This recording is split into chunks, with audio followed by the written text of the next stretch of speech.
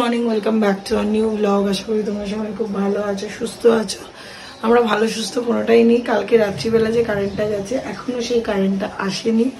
আর শুধু মনে হচ্ছে আমাদের বাড়িটাই গেছে, মানে একটা যে ফেজ যে এবার আমাদের বাড়ির সাথে পাড়ার আর কার কার গেছে। আশেপাশে তো সবারই শুনছি কারেন্ট আছে, জানি না। এখন হচ্ছে ব্রেকফাস্ট, আর এদিকে মা পোস্ত বানাবে বলে ঝিঙে কেটেছে, কিন্তু মিক্সি তো নেই। তারপরে ডাল বাটবে, ডালের বড়া করবে বলে ডাল ভিজিয়েছে, মিক্সি তো নেই। এবার আমাদের কি, আমাদের বাড়িতে দুটো ফেজ, একটা সিঁড়ির লাইটগুলো সব জ্বলছে, তো সিঁড়িতে একটা কানেকশন আছে, যদি পারি ওখানে গিয়ে পেস্ট করে আনবো। Good morning, welcome to Shubhri's family. ভালো তো সবাই আছে, আমরা ভালো নেই। যাই হোক, এই অবস্থায় ব্লগ শুরু করে ফেলেছি, কিছু করার নেই। বিকজ 12 ঘন্টা 11 ঘন্টা হতে চললো কারেন্টের কিছুটা ফেজের প্রবলেম চলছে কন্টিনিউ। সিএসসিকে বহুবার বলা হয়েছে, সিএসসি ওরা তো কানই দেয়নি। এই এতক্ষণ ইলেকট্রিশিয়ান এসছে, পাওয়া গেছে। এই আপাতত বোর্ডটা খুলে দেখছি, নিচের পাওয়ারটা ঠিক আছে, এটা খুলে দেখছি এটা সিচুয়েশনটা কি। নষ্টের গোড়া কে সেটা বোঝা গেল। এই যে আমার ঘরের ফ্যানটা, এই ফ্যানটাতে প্রবলেম হচ্ছিল, মানে কালকে এই ফ্যানটাতে বাজ পড়েছিল, তার মানে তাই তো, এই ফ্যানটাতে বাজ পড়েছিল। এই ফ্যানটার কারণে পুরো বাড়ি কি হয়েছিল, ফ্যান ওখানে খুলে রাখা হয়েছে। কি হয়েছে এই ফ্যানটার কারণে পুরো বাড়ি পুরো সারা একদম মানে সারা রাজ্যে কি অবস্থা হয়েছে কে জানে। এখন হলো শুভম এসিটা চালিয়ে রেখেছে, এসিটা চালিয়ে দেখছে যে আবার কিছু ফল্ট হয় নাকি। যদি হয় এটা আবার এখন একটা ফ্যান কিনতে হবে। যাই হোক, ফ্যানের ওপর দিয়ে গেল, ঠিক আছে, বুঝতে পেরেছিস? তার মানে তোর বেশি টাকা খরচা হলো না। তো তুই এই পারপাস কি করতে চাস? কিছু করতে চাস না? কিছু করতে চাই না, এটাও আমার কাছে এখন অনেক, এটা আমার কাছে এখন অনেক। না সত্যি কথাটা, ফ্যানের দাম এখন কম না। এই যে ফ্যানটা ওখানে পড়ে রয়েছে, সকাল থেকে কোনোটাই যে খুব একটা ঠিকঠাক চলছে সেটা না। যাই হোক, এই ফ্যানটা শোনায় ওই ঘর থেকে দিয়ে গেছে। এসি চালিয়ে আপাতত কাজটা হয়ে যাবে, যখন ফ্যান কেনা হবে। আমরা শুভমের দুজনেরই বেরোনো হলো না, আমারও সকাল থেকে কলসের পর কলস ঢুকে যাচ্ছে, আর শুভমের তো অ্যাজ ইউজুয়াল যেরকম যায় সেটাই। আর কালকে রাত্রে কিচ্ছুতে একটুকু ঘুম হয়নি, তো সেই জন্য দুপুরবেলাটা ঘুমাবো, বিকেলবেলা ফ্যানটা কিনতে যাব। এসিটা ঠিক আছে, এসিটা চলছে, এটাই বাঁচোয়া। যাই হোক, এসির প্লাগটা আপাতত খুলে রাখি, কারণ আবার কখন অন্ধকার করে আসে, আবার কখন বিদ্যুৎ কি হয় জানা নেই বাবা। করে দিয়ে ইলেকট্রিশিয়ানের কাজ একটু বাকি রয়েছে। ভৎস গরম লাগছে, বাড়ির থেকে বেরিয়েছে। Good afternoon. বেরোনোর পর এই সিটি সেন্টারে ঢোকার আগে এখানে একটা দেখলাম, এখন নতুন বেরিয়েছে, দেখি এটা খেয়ে কেমন লাগে। কি না ওটা, পপস দেখা যাক, খেয়ে দেখি কেমন লাগে। কায়দা আছে এটা দিয়ে, এটাকে আমার চাপ, এটা কায়দা আছে, এটাকে দিয়ে আমার একটা চাপতে হবে, তবে ঢুকবে ভিতরে। তবে এইবার খারাপ না, জিঞ্জার টাইপের নিলাম, ভালো খেতে, মোটামুটি। ফাইনালি ঘরে ফ্যান লাগানো হয়েছে। শুভম এই ফ্যানটা ব্লিঙ্কিটে আনা হয়েছে। শুভমকে আমি বললাম বেশি দামি ফ্যান লাগিয়ে লাভ নেই, বাজাজের একটা ফ্যান লাগানো হয়েছে, কত 1300 মতো মনে হয় নিয়েছে। বললাম বেশি লাগাস না, কারণ দেখ এই কানেকশনে আবার বিদ্যুৎ মানে এরকম চমকালে বা আবার এরকম বাজ করলে আবার কি হবে জানা নেই, কারণ কতবার কতটা কি করা হবে জানি না বাবা। তার থেকে বেটার, আমি তো দুপুরবেলা এসি চালিয়েছিলাম, এখন আবার এসি প্লাগ খুলে দিয়েছি, কারণ সন্ধ্যেবেলা যদি আবার ঝড় বৃষ্টি হয় বাবা কোনো দরকার নেই।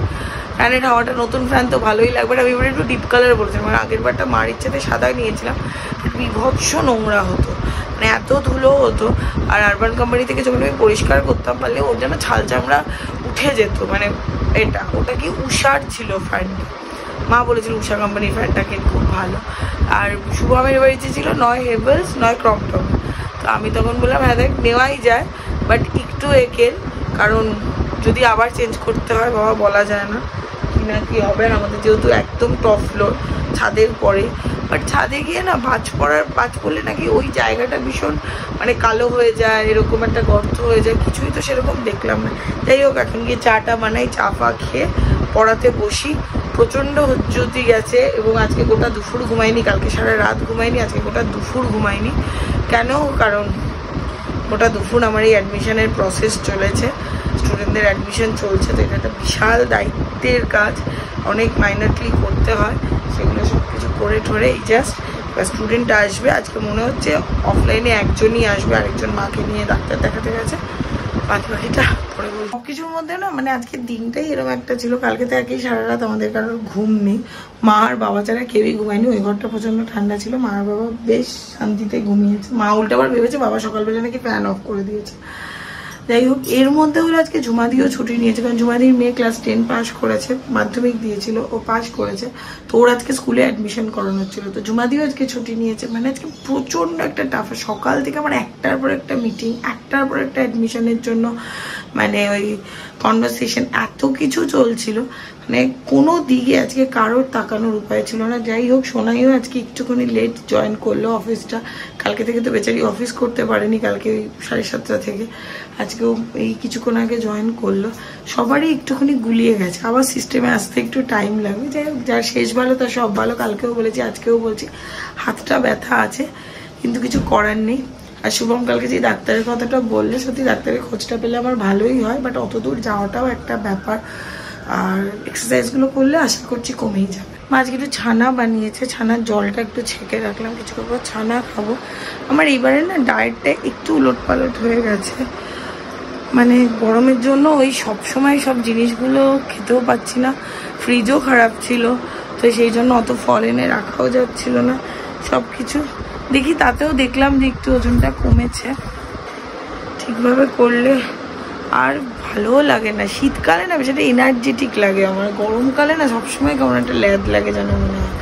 যাই হোক, পড়িয়ে টড়িয়ে নিই, পড়ানোর পরে একটু টুকটাক কয়েকটা কাজ আছে সেগুলো করব, সেগুলো করে আজকে কিছু জিনিস একটু শিডিউলে আনতে হবে। আমি এখনো স্কেডিউল কথাটা বলি না, এটা আমি নোটিস করেছি, আমি এখনো শিডিউলই বলি, কি জানি ভুল বলি না ঠিক বলি, বাট আমি এটাই বলি। গুড ইভিনিং, অনেকক্ষণ পরে ব্লগটা আবার শুরু করছি। তো অলরেডি এখানে কর্পোরেটের DJ cocktail set up ready হয়ে গেছে, আর এখানে সেলফি জোন হয়ে গেছে 360 ডিগ্রি। তো আপাতত জাস্ট প্রোগ্রামটা শুরু করানো বাকি আছে, প্রোগ্রামটা শুরু করালে গো থ্রু হলে তারপর আমি একটু রিলিফ পাবো, একটু চলবে সেই রাত অবধি। যাই হোক, গরমটা কমেছে, বাড়িতে পাখা কেনা হয়েছে, পাখা লাগিয়ে দিয়েও গেছে, সমস্ত কিছু কমপ্লিট আপাতত। মাঝখানে একবার ফাঁকতালে বাড়িটাও যেতে হবে।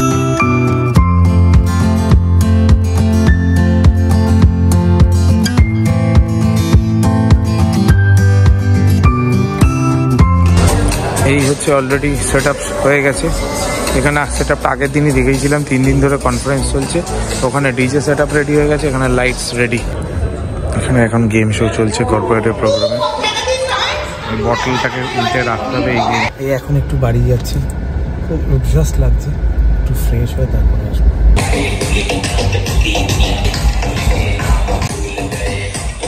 এই যেখানে 360 সেলফি জোন দেখানো হয়েছে, সেটা এখন এখানে সন্ধ্যাবেলা যে ব্লগ করেছিলাম তারপর থেকে আর একটাও ভিডিও করিনি, সেই অ্যাজ ইউজুয়াল সেম কথাই বলবো, অ্যাডমিশন আর সব পড়ানো, এগুলো সব কিছু চলছিল। আর কালকে যখন হুট করে বাজটা পড়লো, ওই টাইমে পড়ানোগুলো বন্ধ হয়ে গেছিলো, তো ওগুলোকে মানে আর কি অ্যাডজাস্ট করলাম। আর কালকে হলো ক্লাস 12-এর HS এর রেজাল্ট, মানে 8 তারিখ। অল দ্য বেস্ট সবাইকে, সবাই খুব ভালো করো, এরপর তো যে যার রাস্তা।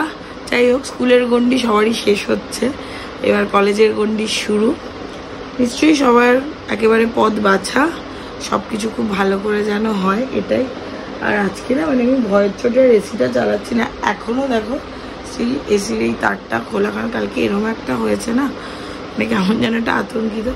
যাই হোক, কালকে সকালের প্ল্যানটা পুরো সাজানো, সকাল থেকে কী করবো, এরকম প্ল্যান সাজানো থাকলে না সব দিক থেকে খুব সুবিধা হয়, ব্লগ করতেও সুবিধা হয়, নিজেদের কাজগুলো করতেও সুবিধা হয়। আর কালকে হলো আমি ফ্রোজেন শোল্ডারের জন্য ডক্টর দেখাতে যাব মেডিকাতে, আমার সময় হবে না, তো আমার যে স্টুডেন্টটাকে দেখলে সুদীপ্তা, ওরও কালকে মেডিকাতে যাওয়ার আছে একটা ব্লাড টেস্টের জন্য, তাই বললাম চ তবে মেয়ে তুই একসাথে চলে যাবো, আমার তো শুধু এটার জন্য দেখানো একবার।